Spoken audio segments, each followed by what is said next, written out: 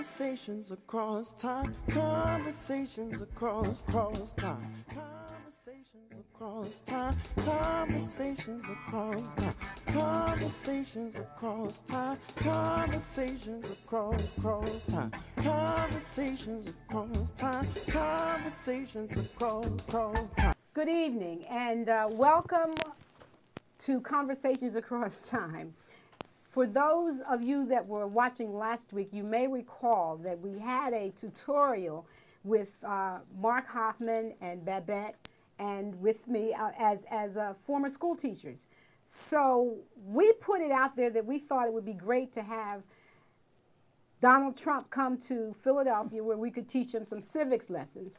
And I think Mark might have opined that it would be a good idea to invite some of our former guests. So we sent out the invitations to Donald Trump.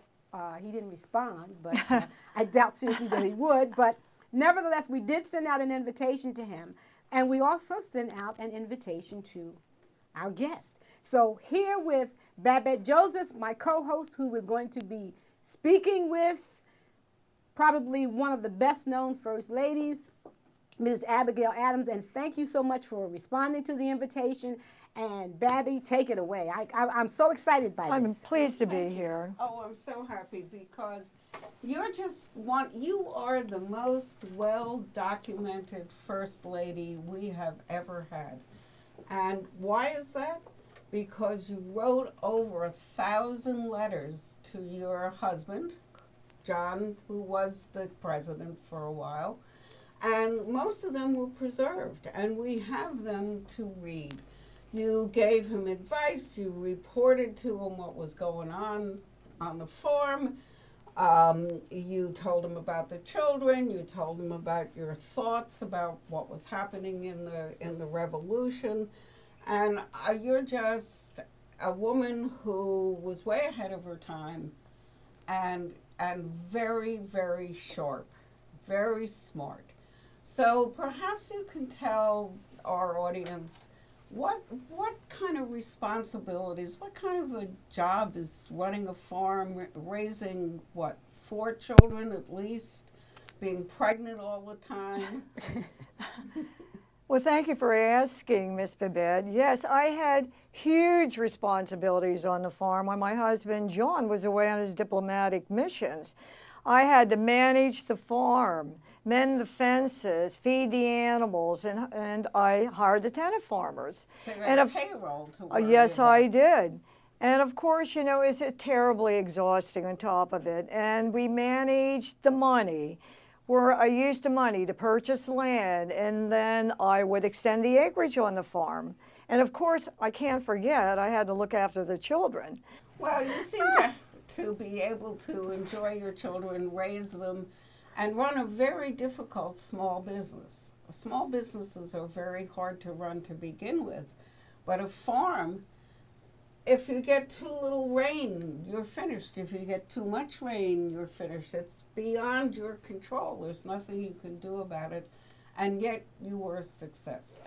And you gave advice to the president. So we want you here today because we have a president right now who needs your advice. Needs your help. Needs your help. Very Please much. help us. And needs to understand how difficult it is to be a woman in a context where I don't think you could sign your own contracts. Raising 4 children or in childbirth, you know, and taking care of slaves. He's never done anything like that.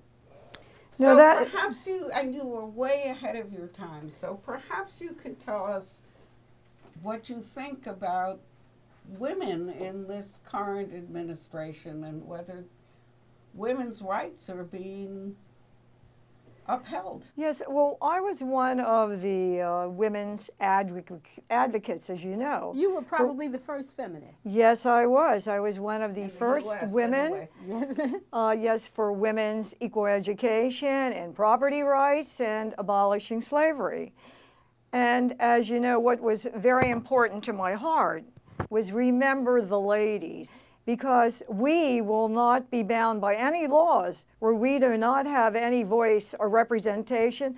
And you were saying too, regarding my property rights too, that under the law, we didn't exist, married women. And it was so horrible because John owned all my property. I didn't own anything. I was so depressed by it all. Like to your father, from your father to your husband. Yes. So as my last act of defiance, though, I left all my female possessions to my female next of kin. The current administration, there's only 23% of the people who have been appointed to anything that's at all important are women. It is the lowest percentage that we've had recently. I just want to hear what you think about that. Absolutely, because 23%, Mr. Donald Trump, of your women are appointed. And I mean, that's one of the very low numbers in recent history. And along with that, you have recently denied health care and child care to the military. And I'm saying to you, you seem to be very involved in women's looks. What is wrong with that man? That is true. He's extremely, he considers them to be very amazing. Do you think, let me ask, I just want to, do you think, or did you expect that this many centuries later, after you encouraged John, don't forget the ladies, you were very instrumental in talking to your friend Thomas Jefferson. Did you think that this many years later, this country would be led by someone who has no respect for women? You said, don't forget the ladies, how many years ago? And he still doesn't get it. Yeah, I mean, it's extremely depressing to me because at the time I told John to tell Tom to change Thomas Jefferson. To change the wording on the Declaration of Independence from all men are created equal to all people are created equal. So I feel that we've really, I'm extremely depressed about the current administration, about Mr. Trump. And I can tell you, though, regarding my education, that I tutor James, a free black youth. Are you aware of it? I wanted to ask you because the other evil of your time, which we're not so far away from, again, sadly, more than sadly, was slavery. So you were way ahead of most critical thinkers about slavery. You hated it. You hated it. Yes, I felt it was pure evil. And I was against the enslavement of the black people. In fact, my farm was a model to show that slavery was really unnecessary. And at that time, too, James, a free black youth, he did come to me. And he wanted me to tutor him. And I said, yes, I will tutor you. The young man was denied access simply because of his race, which was something that was familiar both to me and to my mentors. This case was a case where the man had gone to Murray, was his name, went to Amherst, and we saw that justice was done by using the very structures that actually kept him out. And some of the things that Abigail has done speaks to that kind of principle. Now, in researching you, First Lady Adams, I was surprised to find that not only did you homeschool your children, but you actually homeschooled a young Negro boy. Yes, in fact, this young free black youth came to my home, and thank you for mentioning it, and he wanted me to teach him how to read and write, and I said I certainly will, and I enrolled him in a local night school for an apprentices. This nosy neighbor, he came to me and he said, get James out of school because the white children will not attend. And I said, who are you to deny James access to the school? I was pleased to do that. It was probably against the law for you to do that at the time. Yes, it was. My neighbors were very annoyed with me. However, I enrolled him in a night school for apprentices, and the nosy neighbor came to me and he said to me, I'm going to remove all these children from school. The white children will not attend. And I said, who are you to deprive James of an education because he has a black face? And we now have Donald Trump has no respect for religious differences. And I just wonder how that Nor strikes does he you. have any religion. Right, nor does he have any religion, yeah. When you ask him about the Bible or anything that any person in Western society would know, he's lost. He's completely lost. Well, yeah, regarding when we were speaking in terms of responsibilities, and keep in mind that he had taken 4 vacations this year. So when he comes to Philadelphia, I'm teaching him about honesty. Hard work, Mr. Trump. You do not take all these little vacations. Well, yes, and I would have, which is interesting because James, I would have him sit down and I would have him tutor President Trump. So you would Because have, wait a James- minute, you would have James. Yes, James, my dear darling little free black youth. He's going You're to going to have him tutor. Yes, he I is. love it. He I will love it. tutor him. Because we all had the advantage of my father's library, and we studied the classics.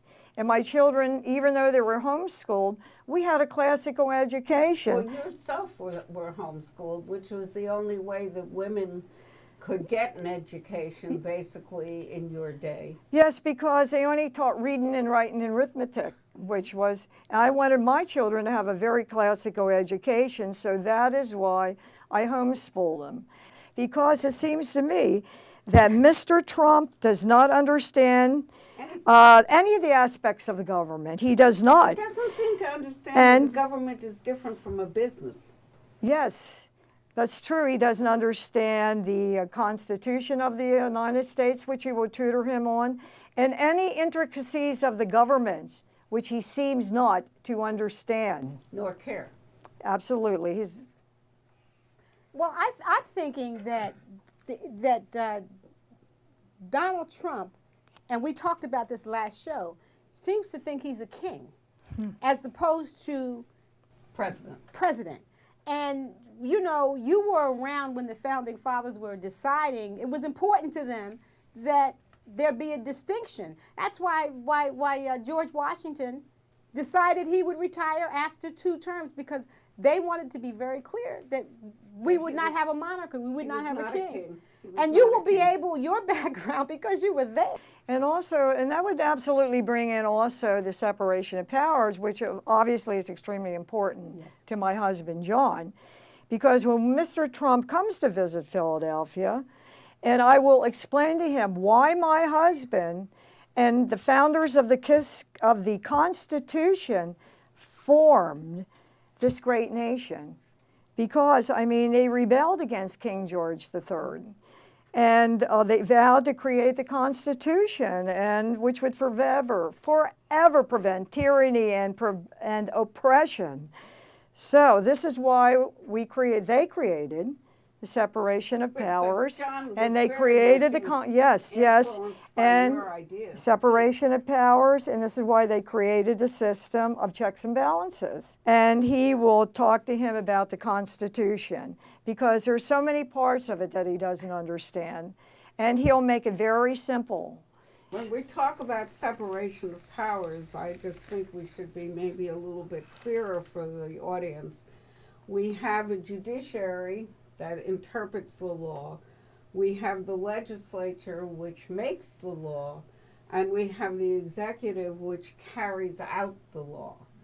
So when Mr. Trump issued his edict against travel from the 7 countries that are mostly Muslim, he was so amazed that there was a that backlash. a federal court could nullify that edict based on their assessment that it was not constitutional. As we saw with the travel ban that happened, 5 days after he took office? 5 days he's in office. Yes. Because when you were on the show before, And when he died. when you were on the show before, a guest on the show with you, Mr. Frederick Douglass, was speaking and he was actually telling us that he actually understood a lot of what you were saying. Now, I think perhaps you may want to, even before Mr. Trump comes here to be tutored by you and James, maybe you want to let Mr. Trump know that, guess what? Frederick Douglass is dead. Thank you. And Frederick Douglass is dead. Yes. And a lot. So, yes, Mr. Trump, I portray Countess Berthol on Conversation Across Time. I am dead, and so is Frederick Douglass. Please be aware of it, Mr. Trump. Dear Donald. Even James, poor little James is dead. James, yes. Poor James. And he did so well Yes, he when does. he was alive. Well, you know, I think what's particularly interesting about this is that First Lady Adams, you bring so much to the table to enrich our discussion, because we do know, as I said, that Mr. Trump is what we have called educationally trainable. So we're, with your I have help, to say I have my doubts, but please go ahead. And I know, see, this is one of the problems as a special ed teacher. You always believe that you can reach the child. So I am so grateful that you are coming and you're going to bring James, and we'll have a good lesson. And maybe we can help Mr. Trump. Oh, I'm sure we will. I mean, You're an incurable optimist, and it's very yes, nice we're going to be know very you. positive. We are very, very positive. He's a Because- darling little boy, and he's looking forward to this. From your lips, as they say, to God's ear. Well, Thank you so much Thank for you being so much with for us. coming. Oh, yes, you're quite welcome. And thank you for your advice to the president and for all your really interesting letters. Oh, thank you. I did want to say, though, that the backbone of democracy is a free press and the judiciary, and it's worth dying, fighting, and dying, and fighting for. Would you agree with that? Yes. Absolutely. We absolutely Perfect. agree with you. That's a perfect way to end this segment. And I thank you so much. Now, as guests back in the studio tonight, we have the Conversations Across Time show historian, and Mark Hoffman is here as Good to be himself. here. Yes. And Mark plays so many characters, but he is here as himself today. And we're also joined by Mr. Warren Cooper. Warren Cooper, for those of you that know me, know he's a very close friend of mine. And we're going to talk about two roles that that Mark and Warren played. So Mark, you remember the show, I'm sure, where you played Theodore Herzl. And on that show, Warren played Ralph Bunche. So I want to ask you, as Mark Hoffman, looking back on your role as Theodore Herzl, what you see that's important for us to talk about today. Yeah, it's really important because in playing Herzl, who was the founder of Zionism, one of the things Herzl talks about on that show is how he came to Zionism and the anti-Semitism in France related to the Dreyfus affair. And what's going on right now under Donald Trump is lots of anti-Semitism. We see, and his top advisor, Steve Bannon, is a notorious anti-Semite, and we see acts of anti-Semitism that go back to the virulent anti-Semitism of Nazi Germany and France, turning over gravestones in Jewish cemeteries and threatening Jewish institutions of education. And no matter how assimilated the Jewish people were in these countries, there would always be a second-class status. And I came to that conclusion personally in my life when I was not admitted to a fraternity because of my being Jewish. And it was heightened by the Dreyfus affair in France, a country that was supposedly very enlightened and very liberal, and yet Alfred Dreyfus was accused of being a spy, and mainly because of the anti-Semitism in the French Republic. So it became clear to me that the Jewish people needed a homeland, a place of refuge. What Herzl, I think, was talking about was Europe. Well, that's true, and he was also talking about the rise of nationalism. When nationalism became a philosophy, it became apparent that some nationalistic people and politicians were going to use their ethnicity and their nationalism as a tool to discriminate against other peoples, not only Jews. So when you're correct, Babette, that when the Jewish people lived in the Islamic cultures, they were treated as equals, but that was before the rise of the concept of nationalism and a nation state. So the clip that we talk about is Herzl relates to what happened when he went to France, and that the indictment of Alfred Dreyfus, and because he was a Jew and the anti-Semitism, led Herzl to his philosophy of Zionism, and that there could only be salvation for Jews and survival for Jews in their own homeland. And Warren, who played Ralph Bunche, was instrumental in settling that dispute early on in the with the UN and through negotiations. In fact, he won the Nobel Peace Prize for that. So Warren could introduce them to the Middle East because we did finally get, with Ralph Bunche's help, the character Warren played, we finally got a homeland for. But you know, your homeland, Theodore Herzl's homeland, is decidedly different from what we see happening in Israel today. A lot of the interesting thing about the clips that we've shown is that it presents Ralph Bunche in an interesting way. It was difficult to play that character. First, we said that he was the first African American, actually the first African American to graduate from Harvard with a PhD was W.E.B. Du Bois. But Ralph was an insider, you know, and I tell a joke about that, you know, I was from a paper bag standpoint, I was a few shades dark to be playing Ralph Bunche, which is both a joke, but it also is a commentary about, you know, this is 1940, where he's moving through a system that is decidedly racist, and he gets put in the driver's seat at the Isle of Rhodes because his boss, who is his mentor, gets murdered, and his boss gets murdered as a part of the European collusion with reference to the establishment of the State of Israel. So Ralph Bunche, as a person who is really pre-CIA, it's a hard guy to play because you know you don't know who the real him was, and from a, you know, he's certainly recognized as an African American,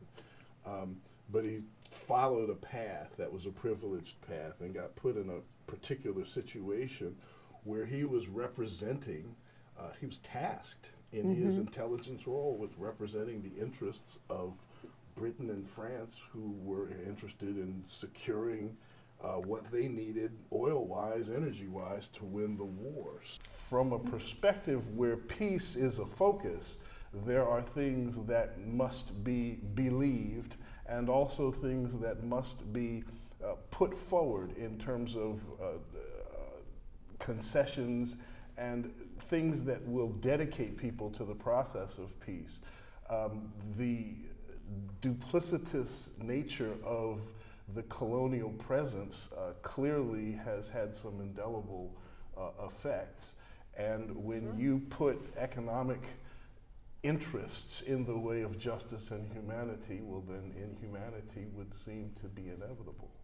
The undercurrent of the oil matter that we keep focusing on, and I imagine rightly so, because it is the issue that brings energy in that destabilizes the relationships. And I imagine history could fairly point to the establishment of Israel, not as a homeland, but as a state, to kind of be a place card for the West's access to oil in the Middle East.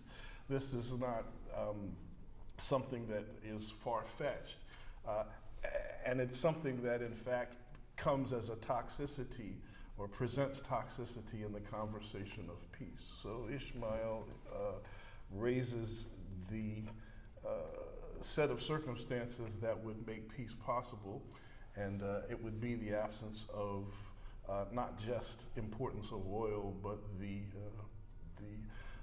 placing of economic principles over those of humane principles. So, you know, it's an interesting thing to talk through a character such as that, who, you know, so CIA, that starts with 3 entendres. You know?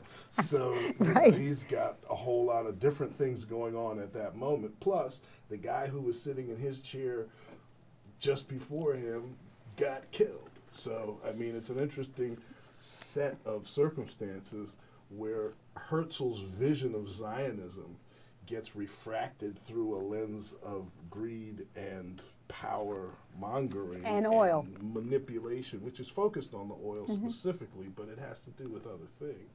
And you know, the securing of the state of Israel, arguably, the securing of the homeland, or the transformation of the concept of an Israeli homeland to the concept of a state of Israel that had particular boundary lines, because, you know, the Isle of Rose was about everybody coming together and deciding where the lines was. Well, you know, the Count got killed because he didn't. Because he did the lines that were favorable to the indigenous people of the area, the Palestinians. And so from that particular perspective, it creates a more narrow passageway for a black man. So, you know, so your boss just got killed. What are you going to do?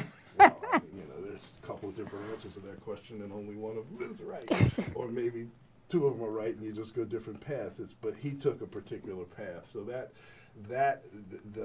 the complicity of the duplicity of the perversion of a Herzl's dream. a welcoming Palestinian people Yeah. to nurture relationship with a Jewish people with whom they actually had relationships. And ancestral an heritage. Ancestral connection. Yeah, Yeah. but that, So the that thing that perverts that are the interests that are superimposed. Western interests?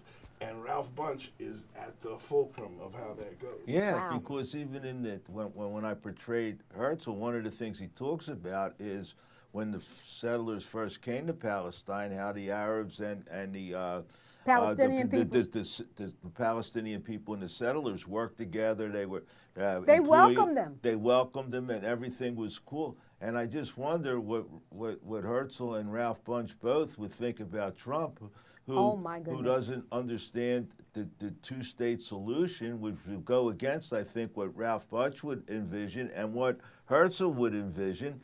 And when Trump got up there and said he doesn't believe in the two-state solution anymore, which has been the policy of the United States since Ralph Bunche, in fact. Yes, yes.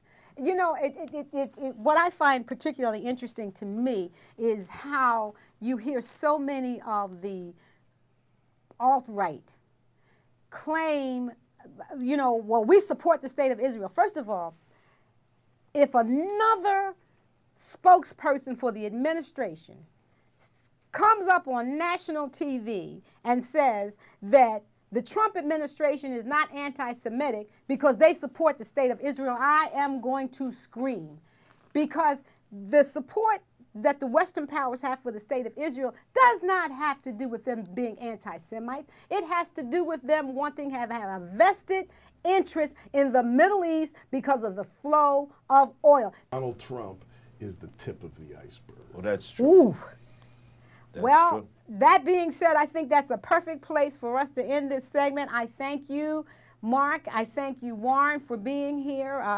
This has been great, and I do hope that our audience understands that what we always espouse here, we're not trying to tell you what to think or how to think. We're just trying to make sure you are thinking. Good night. Conversations across time. Conversations across time. Conversations across time. Conversations across time. Conversations across time. Conversations across time. Conversations across time. Conversations across time. Conversations across time. Conversations across time. across time, conversations across time, conversations across time, conversations across time, conversations across time, conversations across time, conversations across time, conversations across time, conversations across time.